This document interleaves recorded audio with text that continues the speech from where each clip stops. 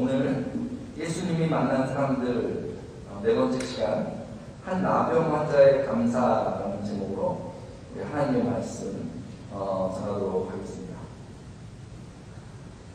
사람은 누구나 살아가면서 이렇게 병에 걸립니다. 병에 걸리면 몸이 이렇게 아파요. 복통만 나도요, 아플 때는 얼마나 아픈지 몰라요.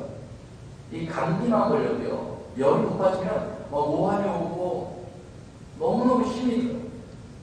그렇게 몸이 아프죠.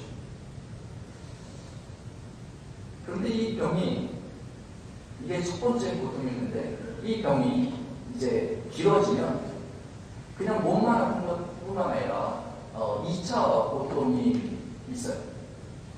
제가 예전에 20대 때 그 맹장 수술을 한 적이 있습니다.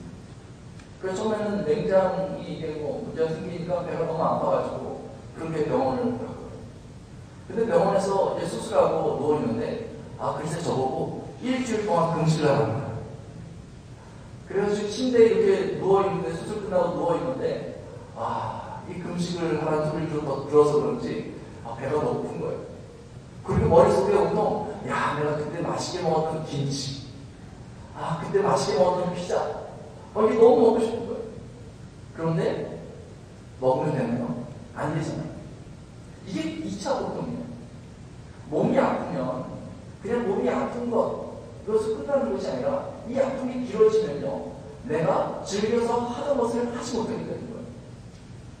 운동을 좋아해서 산에 막 등산을 자주 갔던 분이 몸이 아프니까 이제는 산을 갈 수가 없는 거예요. 맛있는 거를 즐겨 찾아 먹었던 사람이 저거 내가 정말 좋아하는 건데 먹을 수가 없는 것이죠.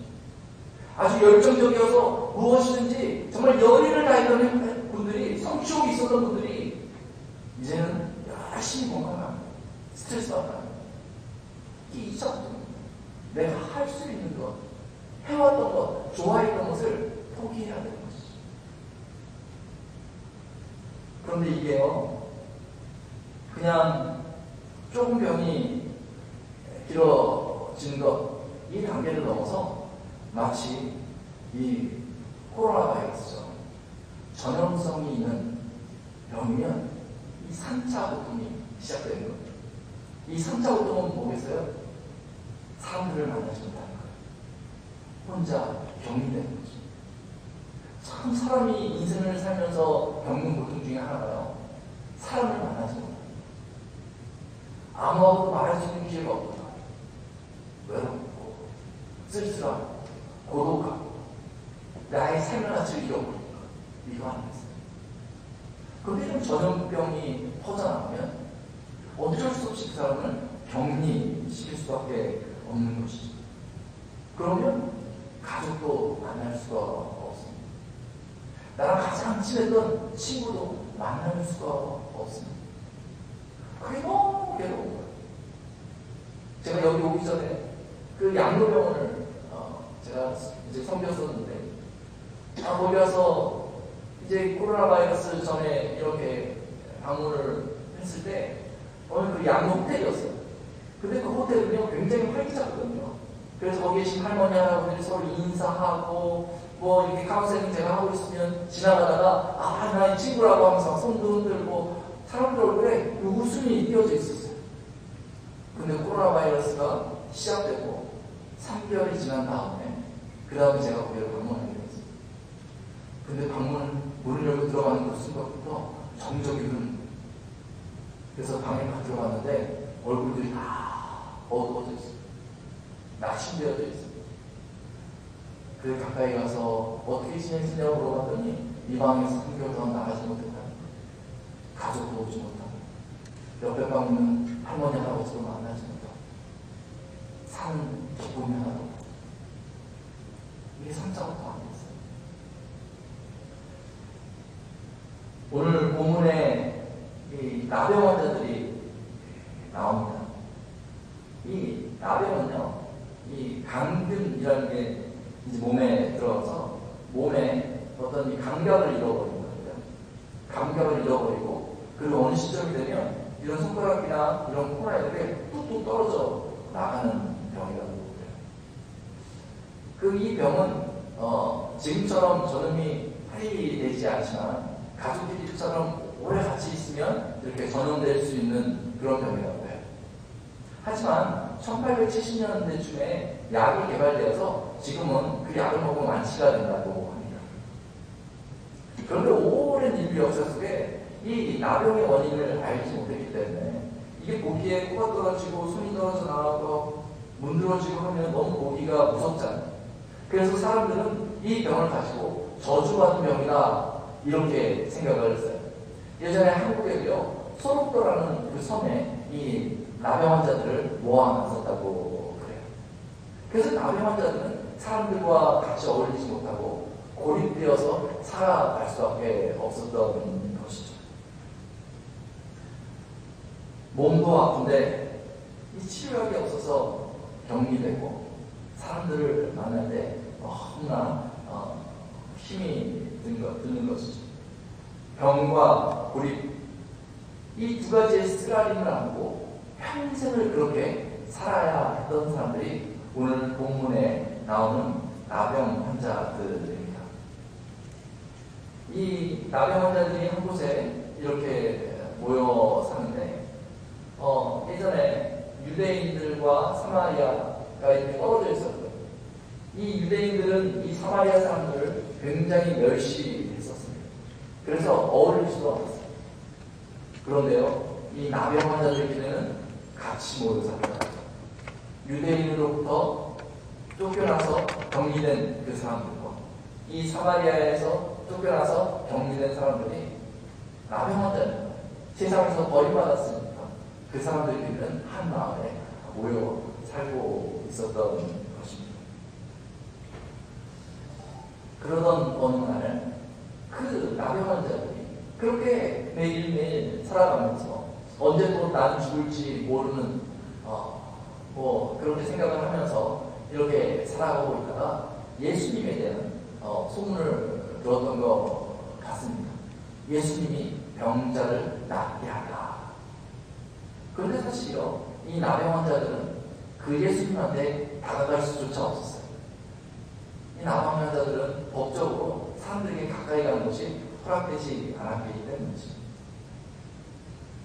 그런데 마침 그 예수님이 이 마을에 나타나신 거예요. 예수님이 왜 이 마을에 나타나셨을까요? 예수님은 지금 예루살렘을 향해 가고 있습니다. 근데 오늘 본문 11절에 보니까 예루살렘으로 가실 때 사마리아와 갈릴리 사이로 들어가셨다 이렇게 얘기하고 있어요. 학자들은요, 이게 지름길이기 때문에 글로 가지 않았을까 이렇게 이야기도 해요. 그런데 유대인들은요, 이 사마리아 사람들을 아주 경멸했거든요. 그래서 보기도 싫어했어요. 유대인들이 예루살렘 갈 때는 그 길을 가지 않았다는 거예요. 이렇게 돌아서 사마리아 사람들을 만나지 않은 길로 다녔다는 거예요. 예수님은 의도적으로 그 길을 택해서 예루살렘을 향해 가셨던 것 같습니다. 더군다나 오늘 본문을 보니까 예수님이 그 길을 가다가 어떻게 해요? 그 마을에 들어가셨다. 나병 환자들이 모여 사는 마을에 들어가셨다. 예수님이 목말라서 거기 들어가셨겠어요? 아마 나병 환자들이 모여 사니까 사람들이 다 알지 않겠어요? 저기는 나병 환자들이 모여 사는 곳입니다 라는 것을 알고 있으니까 보통 사람 같으면 그것을 피해 갔을 것입니다. 그런데 예수님은 그 마을에 들어가셨다. 이 말은 무슨 말이냐면 예수님이 그 나병 환자들을 찾아가셨다 이렇게 이야기하고 있는 것입니다. 일반적인 사람들에게 다가갈 수 없는 그 나병 환자들, 수많은 어려움들이 그 안에 생겨도 누구의 도움을 요청할 수 없는 그 나병 환자들을 예수님이 찾아가셨다는 것입니다. 소외된 사람들이 이와 같습니다. 소외된 사람들은요, 일반적인 사람들한테 도움을 요청하는 것이 너무나 어려워요. 다가오지 못합니다. 그저 그들끼리 이렇게 머무는 것이죠. 예수님이 그 나병 환자들을 찾아갔듯이 주님의 몸된 교회는 그 소외된 사람들을 찾아가야 하는 것입니다. 그런데 오늘날 교회의 문턱이 상당히 높은 것 같습니다. 그리고 그 사람들 보고 찾아오라고 요구하는 것 같습니다. 근데 그 사람들은 찾아올 수가 없어요. 예전에 교회에서 봄에 한 번, 가을에 한 번 구제헌금을 거두는 주의를 저희가 정해놨던 적이 있습니다. 그래서 구제헌금을 거두면 집사님들이 돌아가면서 한 3분 정도가 팀이 돼서 그 구제헌금을 사용하게 했어요. 누구든지 좋으니까 우리가 non-profit organization이니까 이 가난한 사람들을 최후의 보루 막아줄 수 있는 데가 바로 교회가. 그러니까 주변에 가난하고 소외된 사람을 찾아와라. 그런 교회에서 지불해 주겠다. 우리가 많은 것을 줄 수는 없지만 우리의 마음을 전달하면 그 죽어갈 사람도 살 수 있다. 이렇게 숙제를 내줬던 기억이 있습니다. 그런데 얼마나 어려워하는지 정말. 우리가 뉴스를 보면서 이 세상에 참 가난한 사람들도 많고 힘든 사람들도 많고 참 마음이 상한 사람들이 많구나 늘 보잖아요. 이 세상에 이렇게 소외된 사람이 많구나 이야기하잖아요. 그런데 직접 찾아서 도와보라 했더니 어떻게 해야 될지 모르겠어요. 근데 제 마음에 든 생각이 뭐냐면 우리 교회의 문턱이 있구나. 우리들끼리는 참 좋은데 정말 소외돼서 교회 주변에 다가올 수 없는 사람들에게 우리가 다가갈 수 없는 그런 교회구나. 그런 것들 생각했던 기억이 있습니다. 예수님께서는 나를 찾아라 이렇게 말씀하지만 구체적으로 예수님께서는 찾아가셨습니다. 이 나병 환자들, 사람들이 꺼리는 그 장소를 찾아가신 것이죠. 그리고 그 나병 환자들에게 다가가십니다. 이 나병 환자들이 얼마나 깜짝 놀랐겠어요. 그 예수님이 여기 온다고? 이 나병 환자들은요, 막 기대를 가졌을 거예요. 우리 나병이 혹시라도 나면 얼마나 좋을까. 이미 포기했던 병인데 이게 치료가 될 수 있으면 얼마나 좋을까. 이런 생각을 했어요. 그 예수님이 등장했고 이 나병 환자들은 미리 와서 준비했는지 모르겠어요. 근데 거기 멀리서 소리 질러서 예수 선생님이여 우리를 불쌍히 여기소서 이렇게 외쳤다고 성경에 기록하고 있어요. 가까이 갈 수도 없었던 것이죠. 구약 성경에 보면요, 나병 환자들은 나병이 확인되면요, 이 머리를 막 풀어 헤치고요, 막 옷을 찢고 막 이상한 사람처럼 보여야 되는 거예요.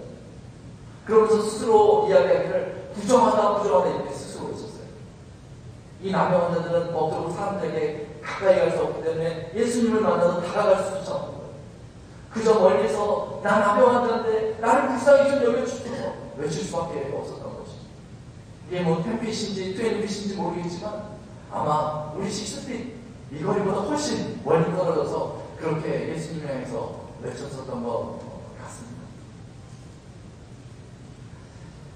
그 나병 환자들이 그렇게 외칠 때에 예수님께서 그들을 보시고 이제 치료해 주셔야 하는데 예수님께서 그냥 바로 이렇게 손을 드셔서 딱 치료해 주셨으면 좋겠는데 예수님께서 그렇게 하지 않으셨습니다.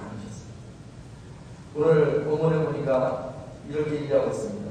14절에 보시고 이르시되 가서 제사장들에게 너희 몸을 보이라 하셨더니 이렇게 얘기하고 있습니다. 제사장에게 몸을 보인다는 것은요, 그 나병 환자들이 병이 다 나으면 이 자연 치유가 되면 이 제사장에게 가서 이제 요청을 하는 거예요. 내가 나병이 났으니까 나를 좀 봐달라고. 그러면 제사장을 찾아갈 수 있는 게 아니라 그 집 밖에 나병 환자들이 있는 그곳에 제사장이 찾아와서 확인을 합니다. 그래서 나병이 완전히 난 걸로 눈에 보이면 그러면 다시 이제 하나님 앞에 제사를 드리고 이제 일반 사람들한테 섞일 수가 있었던 것이죠. 그런데 이게 다시 이 사람들은 어떤 상태입니까? 나병이 그 몸에 그대로 있는 상태예요. 근데 예수님은 요구하신 것이 제사장에게 가서 보이라. 그 믿음은 너희 것이다. 가서 보이라. 이 나병 환자들은 일단 예수님이 말씀했으니까 그렇게 물이 져서 같이 출발을 했죠.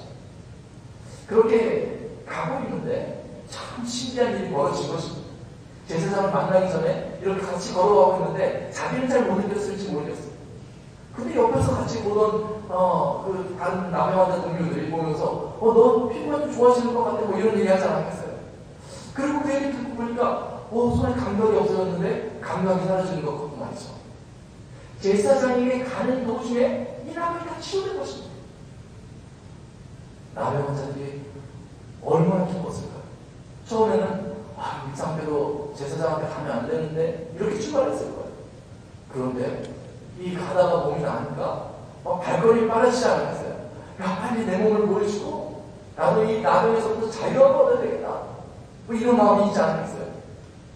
그래서 이 나병 환자들은 그 제사장을 만나고 그리고 치료를 받게 만나고 나서 다 회복되었다는 그 증표를 받게 되는 것이죠.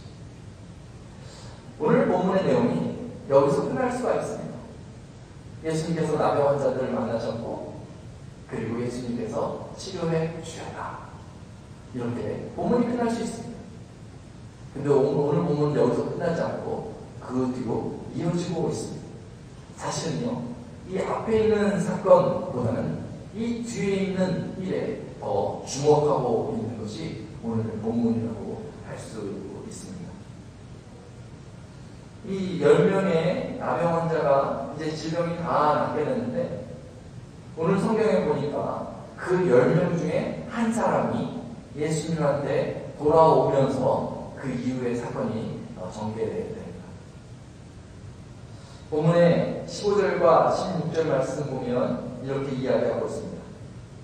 그 중에 한 사람이 자기가 나은 것을 보고 큰 소리로 하나님께 영광을 돌리며 돌아와 예수의 발 아래에 엎드려 감사하니 그는 사마리아 사람이다. 이 사람이요, 병이 나자 하나님께 영광을 큰 소리로 돌리며 예수님께 찾아와 감사했다는 것입니다. 그런데 그 감사가 어떻게 했냐면 예수님의 발 아래 엎드려. 저는 이 장면이요, 참 너무 기가 막히다 생각이 드는 거예요. 예수님을 처음 만났을 때 이 나병 환자는요, 그 예수님 앞에 다가갈 수가 없었어요. 병 때문에. 그런데 이제는 어떻게 해요? 나병이 났기 때문에, 예수님이 그 병을 낫게 해주셨기 때문에 그 예수님의 발 아래 엎드려서 감사할 수 있는 것이죠. 이 사마리아 사람, 이 사람이 예수님께 감사했다는 것입니다. 10명의 나병 환자들이 있었는데 유대인들 9명, 하나님의 백성이라고 이야기하는 9명의 유대인들은 어디 갔는지 성경에 나오지 않고 버림받고 천대받고 멸시당하던 이 사마리아 사람만 예수님한테 찾아와서 엎드리는 것이죠. 그때 예수님께서 잘하였보다 충성된 종아 뭐 이렇게 얘기하면서 위로해주고 칭찬해 주셔야 할 것 같은데, 근데 예수님께서 그 전에 찾아오지 않은 9명에 대한 안타까움을 다음과 같이 표현하고 있습니다. 19절에 17절 말씀에 보니까 이렇게 얘기하고 있어요. 예수께서 대답하여 이르시되 10사람이 다 깨끗함을 받지 아니하였느냐? 그 9은 어디 있느냐? 이 이방인 외에는 하나님께 영광을 돌리러 돌아온 자가 없느냐 하시고, 이렇게 말씀하는 것입니다. 예수님이 돌아오지 않은 그 9명, 그 유대인들에 대해서 안타까움을 표현하고 있습니다. 10명의 나병 환자들이 치료받았는데 놀라운 일이잖아요. 그런데 그 9명의 유대인들은 왜 예수님한테 와서 감사를 표하지 않았을까요? 오늘 본문을 살피면서 이렇게 세 가지로 정리해봤습니다. 어떤 이 나병 환자 유대인은 이렇게 생각했을 수도 있겠죠. 그저 마음으로 감사한다. 아멘. 내 병이 나았으니까 너무 감사하네. 마음으로 감사한다. 저희가 추수감사절 되면 이렇게 서로 감사를 이야기하고 이렇게 할 때가 있어요. 그런데 감사를 이야기하면 이렇게 한 해 동안 감사한 이야기를 합니다. 근데 저희 유심히 들어봐요. 저는요 올해 건강해서 참 감사합니다. 저는요 올해 좀 재정적으로 어려웠는데 위기가 잘 넘어가서 참 감사합니다. 뭐 이렇게 이야기를 쭉 듣습니다. 그런데 쭉 듣다 보면 어떤 생각이 드냐면 지금 누구한테 감사하고 있는 거지? 이런 생각이 들 때가 있어요. 그냥 혼잣말로 감사하는 거예요. 이것이 감사입니까? 아니에요. 이거는요 자기 위험입니다. 자기 위험. 그냥 잘 돼서 좋네. 이거를 감사하는 단어로 표현하는 뿐이죠. 감사는 무엇입니까? 대상이 분명하게 감사한 거죠. 나에게 은혜를 준 사람이 있으면 그 사람을 찾아가서 표현하는 게 감사인 것이죠. 그래서 예수님께서 그렇게 말씀하신 것입니다. 돌아온 자가 없느냐? 내가 고쳤는데 왜 돌아온 자가 없느냐? 이렇게